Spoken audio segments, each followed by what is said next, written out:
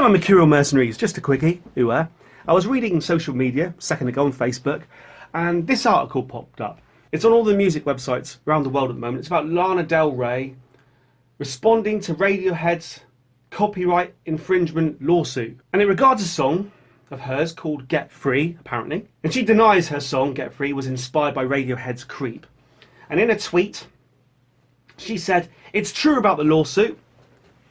Although I know my song wasn't inspired by Creep, Radiohead feel it was and want 100% of the publishing. I offered up to 40 over the last few months, but they will only accept 100. Their lawyers have been relentless. So we will deal with it in court."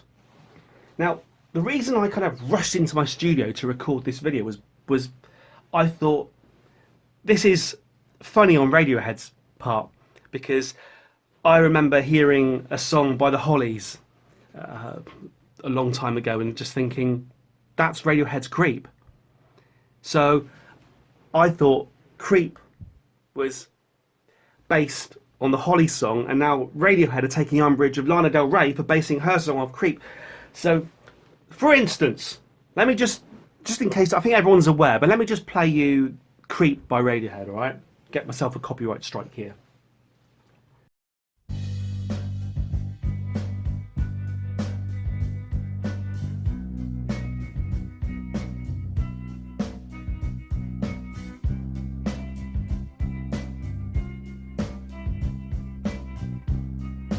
You all know it, don't you? Everyone knows Creep. Couldn't look you in the eye. You're just like an angel. Your skin makes me cry. Everyone knows Creep by Radiohead, yeah? Don't need to go much further with that. Here is The Air That I Breathe by the Hollies, right?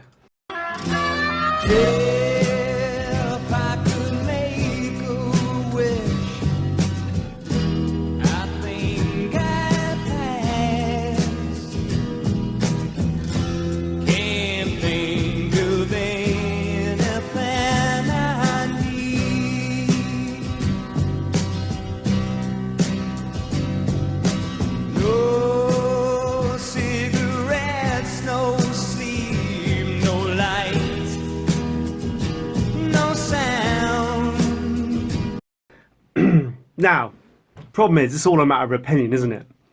Now, for me, I think there's enough there in Creep that you could definitely level accusations that they ripped the Hollies off. And I do believe that Radiohead do have to credit the Hollies for The Air That I Breathe and pay them money for it. It's my problem with this sort of case is you get to the point where everything is influenced by everything. And for instance, you go down through the comment section here on the NME website, and someone says a comment like, on the basis that the Verve was successfully sued for Bittersweet Symphony by the Rolling Stones, which was a Stones riff played in reverse and hence didn't sound alike, Lana Del Rey is screwed. So this person here believes the Verve was successfully sued by the Stones, even though the song didn't sound alike. That's not the case. The Verve licensed an old song. They licensed the ability to use it, but what happened was, I believe, the person who owns that song said, "Hang on, I let you sample it, but you haven't just sampled it, you've taken the whole song and rapped over the top of it."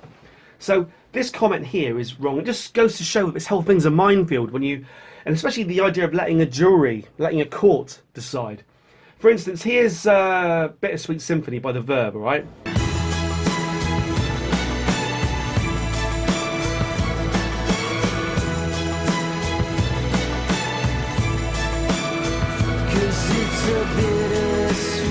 Now, everyone's aware of that song, total classic, and I think I'm just teaching grandmothers to suck eggs here. None of this is going to be news to you, but there might be one person out there who doesn't know. This is the original.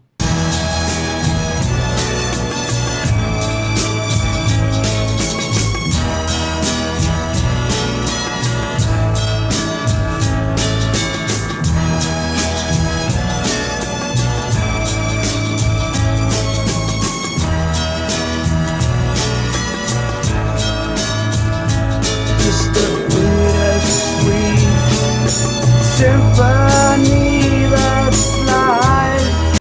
Andrew Oldham Orchestra just said, we gave you a little bit of permission. You asked if you could have the rights to sample our song. But what you've done is you've taken our song and just sang over the top of it. And this goes through history. You listen to a song like Come As You Are by Nirvana, then listen to In the 80s by Killing Joke. This stuff is littered throughout history. Listen to the first Oasis album. So, I heard this news about Radiohead. Radiohead trying to sue Lana Del Rey for stealing a song. And I immediately thought, what a cheek, what a nerve to do that. And do you know what? So many times through history, people are being accused of this sort of thing, and they probably genuinely haven't heard the original. I remember not so long ago, Joe Satriani sued Coldplay for something similar. And when you listen to the two songs, you thought, yeah, they are very, very similar. But then you realised that Joe Satriani's song actually sounded like an old Cat Stevens song. And Chris Martin from Coldplay said, look, I genuinely haven't heard the Joe Satriani song. And I pretty much believe him. I don't think that Chris Martin's out there listening to Joe Satriani. I don't think he's out there. I don't think he's there right now in his house listening to Joe Satriani. So, I rushed here to do a video about how dare Radiohead sue Lana Del Rey for what's going to be. And then I listened to it, and do you know what? Ooh. Tell me what you think, my mercenaries. Whatever makes you happy, whatever you want, is so very special. I wish I was special, but I'm a creep. I'm a widow. You get the general gist. So, Lana Del Rey then. Bearing in mind, I was all ready to give her the benefit of the doubt, and I don't believe that Lana Del Rey sits around listening to Creep by Radiohead. All right, but then I pressed play.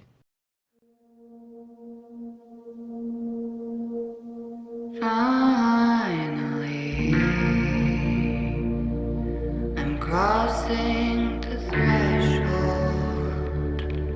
from the ordinary world to the reveal of my heart. Undoubtedly, that will for certain take the dead out of the sea and the darkness from the arts. This is my commitment, my modern manifesto. I'm doing it for all of us who never got the chance for info. And all my birds of paradise. So, I can see why if you're in Radiohead, you listen to that and you think, what the hell?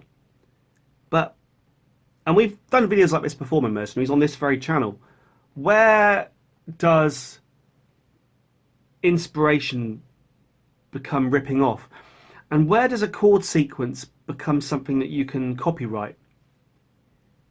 What are you copywriting? Are you copywriting the notes, the chords, the sound, the production values, the lyrics, the melodies? We've had a few cases like this recently. And I think as the years roll on and people are still out there with the same instruments and the same notes, this is only going to happen more and more often. And if you spend your life listening to music and kind of storing it up here somewhere in the back of your mind, I've done it before. I come up with a song and then you know, a few days later, I thought, hang on, I can't use that because that's actually that old song by so-and-so. And then you get to the realms of, does it matter? If I come up with a song today that sounds, it's just an old song that I've remembered slightly wrongly, rightly, whatever. But there's bits and pieces of it are different because I misremembered it, and the lyrics are all different because it's got my slant on it. Does it matter? Does it matter? Does it matter? It obviously does, because this one's going to court. So, my mercenaries, I haven't really got any comment on it other than that. I just thought it was interesting. And I thought I was going to be completely on Lana Del Rey's side. But I've ended up being unsure. Probably more on Radiohead's side than anything, although I think Radiohead, considering it's a song that they have to pay the Hollies for ripping off the Hollies, whether they did it on purpose or not, that's my whole point. They probably didn't do it on purpose. They probably just came from the back of their head somewhere. But it happens to everybody. It could happen to everybody. And Creep's a song that they've kind of dissed over the years and dismissed over the years. Radiohead have a habit of dismissing songs that I like. They never play High and Dry, which I adore. But where do you fall on this one, Mercenaries? Whose side are you on, my Mercenaries? Are you on Radiohead's side, or are you on Lana Del Rey's side? Let me know down below. Let me know down below. Over and